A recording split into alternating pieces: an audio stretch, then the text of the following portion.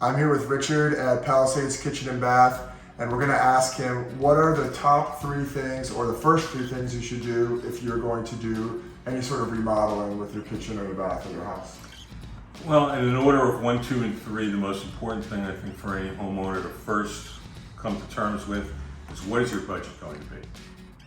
How much money are you willing to spend or reinvest in your house? And then from that point, once you know what the budget is, then you get to work around that budget so that you get the most bang for your buck. The next thing is you should probably decide on what style. Do you want your home to be contemporary, modern, traditional? Once you know that, again, then you know where to go design-wise.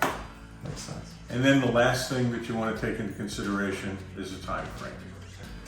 You don't really want to start a project where you're going to tear your house apart if you know you've got guests coming to stay with you at a certain month. So those are things that whoever the contractor is, if you select, you should talk about these timelines, how long the project's going to take, and what you have going on in your life during that process.